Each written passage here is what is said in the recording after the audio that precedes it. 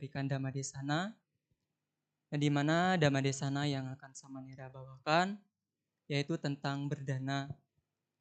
Ya, sebelum Samanera memberikan Dhamma Desana, ya apakah Samanera perlu untuk memperkenalkan diri? Ya mungkin Bapak Ibu sudah mengetahui ya nama Samanera, tetapi tidak mengetahui arti dari nama tersebut. Ya sebelumnya perkenalkan nama Samanera, yaitu Samanera Abhaya Lankaru. Nah di mana Abhaya Lankaru itu sendiri memiliki arti, yaitu ia yang dihiasi rasa aman tanpa ketakutan. Ya Samanera berasal dari Lombok, Nusa Tenggara Barat.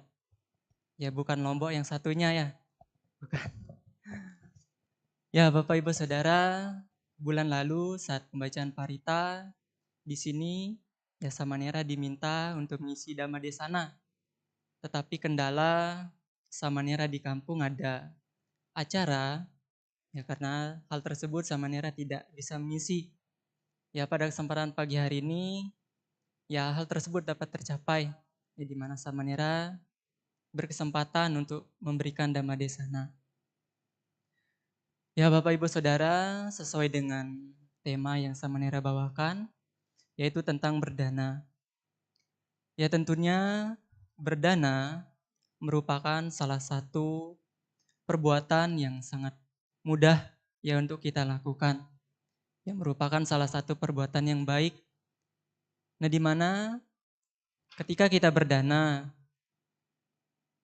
itu akan dapat mengikis ya 3 akar kejahatan di dalam diri kita masing-masing. Nah di mana 3 akar kejahatan itu? Yang pertama yaitu loba atau keserakahan. Yang kedua yaitu dosa, yaitu kebencian. Dan yang ketiga yaitu moha atau ketidaktahuan. Nah di mana dengan berdana bukan hanya ya tindakan secara fisik saja yang terlihat, tetapi ya niat dari kita melakukan praktik berdana atau berdana. Ya apakah niatnya itu bisa dikatakan egois, tidak egois, ya atau bahkan campuran dari kedua hal tersebut. Nah di mana dengan berdana juga dapat ya mengembangkan 2 kualitas baik lainnya, ya seperti pengembangan sila atau moralitas dan pengembangan samadhi atau meditasi. Nah dana dalam ajaran Sang Buddha itu berada dalam posisi pertama dalam 10 kesempurnaan parami dan 3 perbuatan berjasa lainnya, ya seperti sila tadi dan samadhi. Nah mengapa berdana atau dana ini berada pada posisi pertama? Apakah ada yang tahu Bapak Ibu? Nah di mana dana itu berada pada posisi pertama dikarenakan merupakan salah satu perbuatan yang baik, yang sangat mudah ya untuk kita lakukan dan sudah dikenal oleh semua orang yang mampu memberikan hasil yang terkecil. Nah oleh karena itu ketika kita berdana dan memperoleh hasil yang terkecil, ya hendaknya kita ya tingkatkan lagi dan lagi secara berkesinambungan ya agar memperoleh hasil yang maksimal. Nah di mana di dalam Dhammapada Yamaka syair pertama dan kedua di sana dijelaskan bahwasanya pikiran adalah pelopor, pemimpin dan pembentuk. Nah di mana lebih jelasnya lagi Sang Buddha menjabarkan di dalam Dana Sutta. Nah di mana di dalam Dana Sutta ada beberapa sebab mengapa dana yang diberikan oleh seseorang itu tidak memberikan hasil atau manfaat yang besar. Nah, apakah Bapak Ibu sudah mengetahui atau pernah mendengar 6 sebab mengapa dana yang diberikan oleh seseorang itu tidak memberikan hasil yang besar? Nah, di mana yang pertama atau sebab yang pertama yaitu berdana karena kepentingan diri sendiri dan melekat kepada hasil atau manfaat yang akan ia terima setelah kematian tiba. Yang kedua, yaitu berdana karena menganggap ini adalah perbuatan yang baik untuk dilakukan. Dan yang ketiga, yaitu berdana karena menganggap ini adalah sebuah kewajiban yang harus ia lakukan. Dan yang keempat, yaitu berdana karena melangsungkan tradisi dalam keluarga yang berlangsung sejak waktu yang lampau. Dan yang kelima, yaitu berdana karena merenungkan pengorbanan yang telah ia lakukan di kehidupan yang lampau. Sedangkan yang terakhir atau yang keenam, yaitu berdana karena menganggap dengan melakukan berdana akan mendatangkan sebuah kedamaian dan kebahagiaan batin bagi diri mereka sendiri. Nah, jadi itulah Bapak Ibu Saudara, 6 sebab mengapa dana yang diberikan oleh seseorang itu tidak memberikan hasil atau manfaat yang besar bagi si pelaku kebajikan. Nah, tetapi dikatakan walaupun manfaat atau hasil yang dapat seseorang ini peroleh tidaklah begitu besar, tetapi ia ini akan dapat terkondisi terlahir di alam tertinggi, yaitu alam dewa. Nah, di mana masih terdiri dari beberapa tingkatan lagi, ya, seperti alam Brahma. Nah, di mana alam Brahma ini juga masih terdiri dari beberapa tingkat, ya, seperti alam rupa Brahma dan alam arupa Brahma. Nah, di mana Bapak Ibu di dalam ajaran agama Buddha, dana ini pun dapat kita klasifikasikan itu menjadi 5 bentuk. Apakah ada yang pernah mendengar Bapak Ibu? 5 klasifikasi dana yang ada dalam ajaran Sang Buddha. Nah, di mana yang pertama yaitu berdasarkan objek yang Bapak Ibu berikan. Yang kedua yaitu berdasarkan cara Bapak Ibu memberikan dana. Yang ketiga yaitu tujuan dari Bapak Ibu melakukan berdana. Yang keempat yaitu waktu pemberian dana. Dan yang kelima yaitu penerima pemberian dana. Nah, di mana yang pertama yaitu berdasarkan objek yang Bapak Ibu berikan.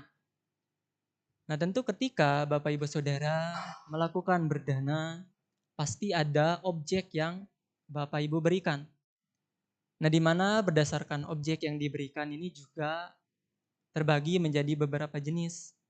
Yang pertama yaitu objek berupa materi, disebut dengan amisa dana. Ya, seperti Bapak Ibu mendanakan jubah, ya, dupa, pelita, dana makanan, ya, dan lain-lain. Sedangkan yang kedua yaitu objek berupa jasa atau disebut dengan abaya dana. Nah, di mana objek berupa jasa ini ya seperti Bapak Ibu memberikan pertolongan atau bantuan kepada orang lain yang sedang mengalami kesusahan. Nah, sedangkan yang ketiga yaitu objek berupa Bapak Ibu memberikan ajaran Sang Buddha atau nasihat-nasihat Dhamma kepada orang lain, itu disebut dengan Dhamma dana. Nah, ketika Bapak Ibu memberikan Dhamma dana, itu merupakan salah satu ya perbuatan yang sangat baik. Nah, karena Bapak Ibu juga ikut ya menyebarkan ajaran Sang Buddha yang melalui memberikan nasihat-nasihat Dhamma tadi. Nah, jadi itulah Bapak Ibu Saudara, 5. Jadi itulah Bapak Ibu Saudara, objek yang Bapak Ibu berikan. Yang pertama itu objek berupa materi, yang kedua itu objek berupa jasa, dan yang ketiga itu objek berupa dhamma-dana atau Bapak Ibu memberikan nasihat-nasihat dhamma. Nah, sedangkan yang kedua yaitu berdasarkan cara Bapak Ibu memberikan dana.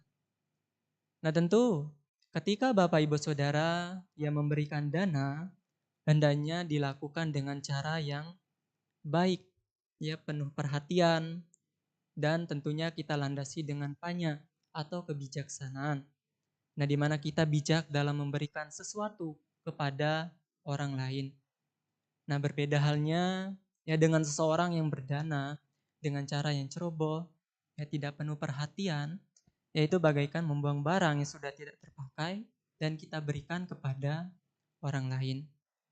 Nah, hal demikian merupakan salah satu perbuatan yang tidak pantas untuk kita lakukan. Ya, hendaknya ketika kita berdana pun kita lakukan dengan cara penuh perhatian dan tentunya kita landasi dengan kebijaksanaan atau panya. Nah, sedangkan yang ketiga yaitu tujuan dari Bapak Ibu memberikan dana. Nah, ketika Bapak Ibu Saudara memberikan dana, ya tentunya pasti memiliki tujuan tersendiri. Ya, apakah mengikis itu loba atau keserakahan di dalam diri masing-masing, maupun mengikis kebencian, maupun ketidaktahuan. Ya, atau bahkan Bapak Ibu yang memberikan dana dengan tujuan untuk melakukan patik dana atau pelimpahan jasa.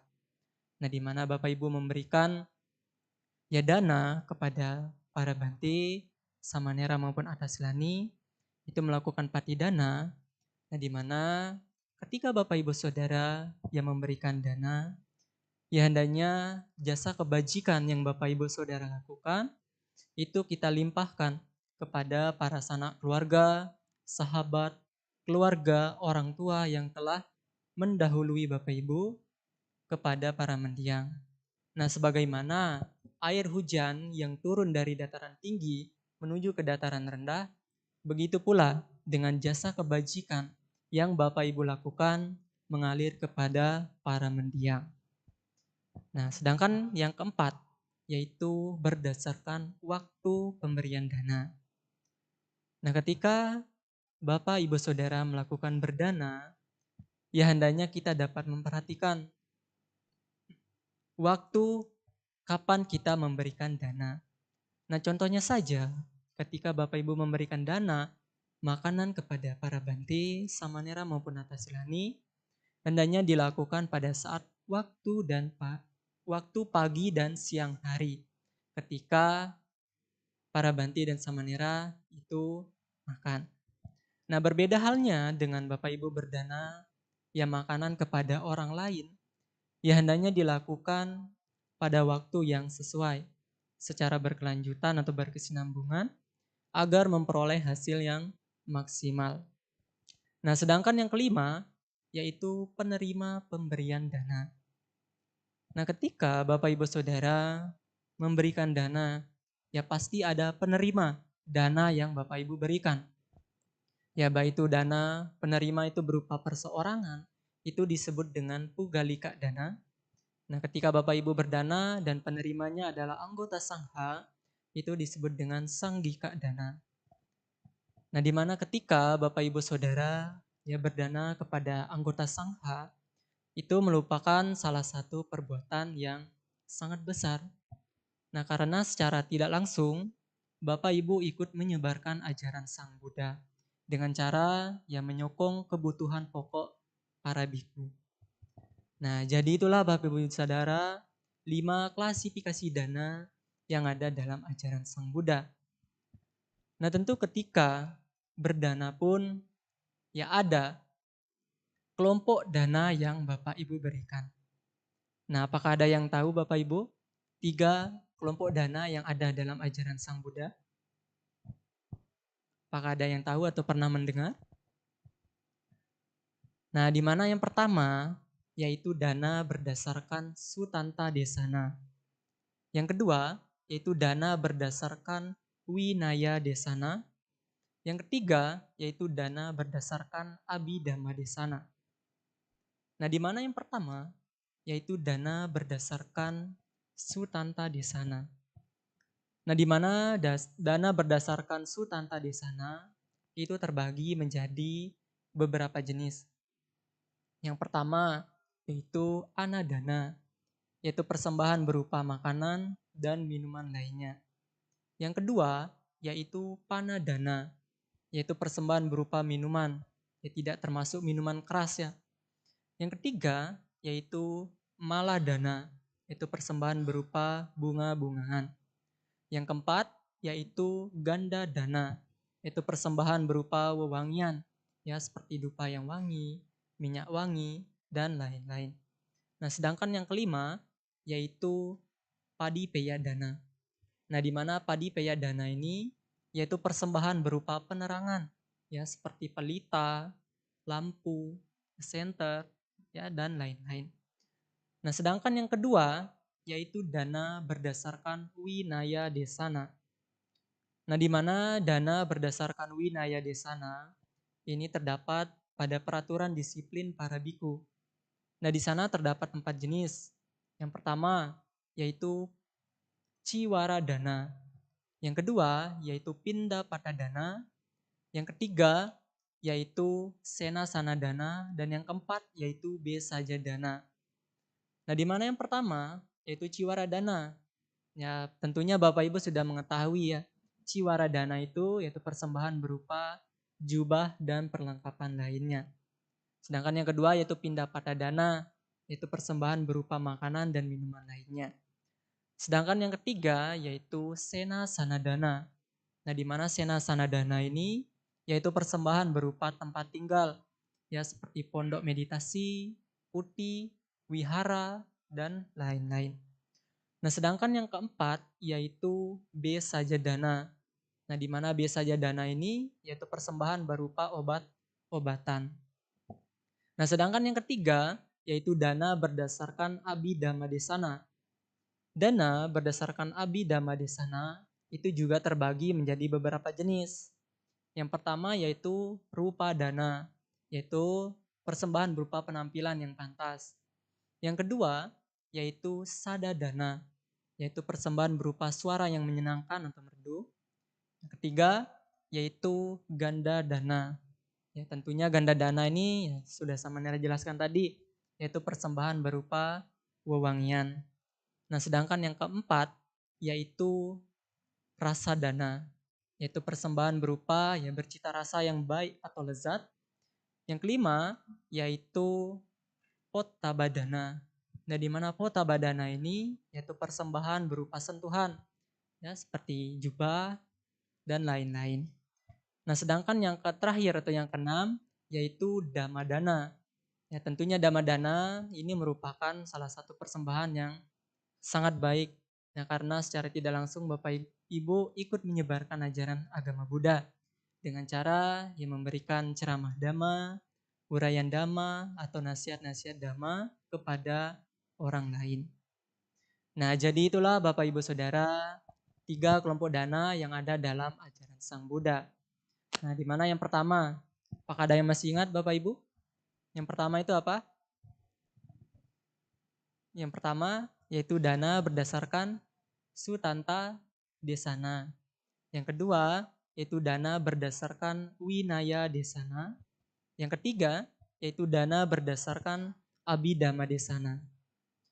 Nah, ketika Bapak Ibu Saudara yang melakukan berdana, tentunya tidak terlepas ya dari hasil atau manfaat yang akan Bapak Ibu peroleh. Nah, di mana di dalam Anggutara Nikaya kelompok 4 syair ke-57. Nah, di sana dijelaskan ada 4 manfaat yang akan seseorang peroleh ketika melakukan berdana. Yang pertama yaitu ayum deti, yaitu memiliki umur yang panjang. Yang kedua yaitu wanang deti, memiliki paras yang elok atau rupawan. Yang ketiga yaitu memiliki yang namanya kebahagiaan atau sukang deti. Dan yang keempat yaitu balang deti atau kekuatan. Nah, di mana yang pertama manfaat yang akan Bapak Ibu Saudara peroleh yaitu ayum deti atau memiliki umur yang panjang. Nah, tentunya di dalam kehidupan sehari-hari kita dapat melihat bahwasannya banyak orang yang menginginkan yang namanya umur yang panjang. Ada yang mengatur pola hidup sehat, rutin berolahraga, dan ada juga ketika merayakan hari yang paling spesial ya di dalam hidupnya, yaitu hari ulang tahun. Nah, di mana ia meminta doa agar memiliki umur yang panjang.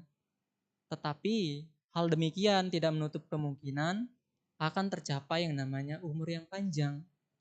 Nah, di mana di dalam agama Buddha, ketika seseorang menginginkan yang namanya umur yang panjang, ya hendaknya ia menghindari diri dari pembunuhan makhluk hidup.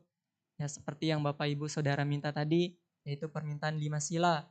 Hendaknya ya 5 sila itu Bapak Ibu Saudara ya, praktikan dan dijalani dengan sebaik mungkin.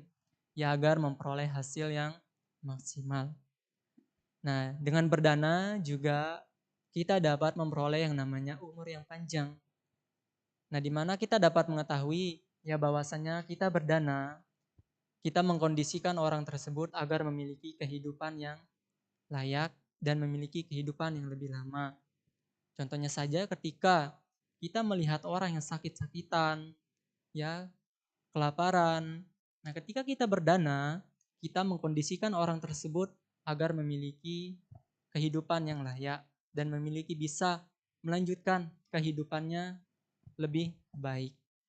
Nah, sedangkan yang kedua yaitu manfaat yang akan Bapak Ibu peroleh, yaitu wanang deti, itu memiliki paras yang elok atau rupawan. Nah, di dalam kehidupan sehari-hari juga kita dapat melihat ya bahwasanya banyak orang yang menginginkan yang namanya paras yang elok. Ya ada yang memakai, ya bisa dikatakan memakai skincare lah, ya. Tetapi hal demikian itu hanya sifatnya sementara. Nah, karena itu juga bisa berubah. Nah, dengan berdana kita juga akan dapat memperoleh yang namanya paras yang elok. Contohnya saja, ketika kita melihat seseorang yang marah, apakah mukanya itu enak untuk dilihat? Tentunya tidak ya, karena mukanya itu ya bisa kita lihat ya enak tidak enak untuk dipandang. Nah, oleh karena itu Bapak Ibu Saudara, ketika kita menjalankan kehidupan sehari-hari, hendaknya kita menghindari diri dari yang namanya kemarahan, ya kebencian terhadap orang lain. Nah, tidak hanya dengan menahan diri dari amarah dan kebencian, dengan berdana pun kita dapat memperoleh yang namanya paras yang elok. Nah, sedangkan manfaat yang ketiga yaitu sukang deti atau kebahagiaan. Nah, di mana ketika berdana, Bapak Ibu yang mengkondisikan orang tersebut agar memiliki yang namanya kebahagiaan. Contohnya saja, ketika kita melihat orang yang ya bisa dikatakan kelaparan, ya susah untuk mencari makan, ya. Ketika kita berdana kepada orang tersebut, maka akan timbul benih-benih kebahagiaan terhadap orang tersebut. Nah, orang tersebut pun akan mendoakan kita agar memperoleh yang namanya kebahagiaan. Ya bebas dari penderitaan, kebencian, iri hati, dan tentunya terbebas dari didengki dan mendengki. Nah, sedangkan manfaat yang keempat yang akan Bapak Ibu peroleh yaitu balang deti atau kekuatan. Nah, di mana ketika Bapak Ibu Saudara berdana makanan contohnya kepada orang yang kelaparan, ya tentunya Bapak Ibu mengkondisikan orang tersebut agar memiliki yang namanya kekuatan. Ya kita dapat mengetahui ya bahwasanya orang yang kelaparan itu tubuhnya lemas ya dan tidak berdaya. Nah, ketika Bapak Ibu Saudara berdana kepada orang tersebut, maka Bapak Ibu mengkondisikan orang tersebut memiliki yang namanya kekuatan. Nah, dengan demikian pun Bapak Ibu akan dapat memperoleh dua kekuatan, yaitu yang pertama kekuatan secara fisik dan yang kedua itu kekuatan secara batinnya. Nah, di mana kekuatan secara fisik di sini dimaksudkan yaitu di mana kita memiliki tubuh yang tidak mudah gampang sakit-sakitan. Nah, sedangkan yang kedua yaitu kekuatan secara batiniah. Nah, di mana kekuatan secara batiniah ini yaitu di mana kita memiliki ya kekuatan pemahaman tentang dhamma. Nah, di mana ketika kita memiliki kekuatan pemahaman tentang dhamma, kita dapat mengetahui ya mana yang baik untuk dilakukan dan mana yang buruk untuk tidak kita lakukan. Nah, jadi itulah Bapak Ibu Saudara, 4 manfaat yang akan seseorang peroleh ketika melakukan berdana. Contohnya saja itu berdana makanan.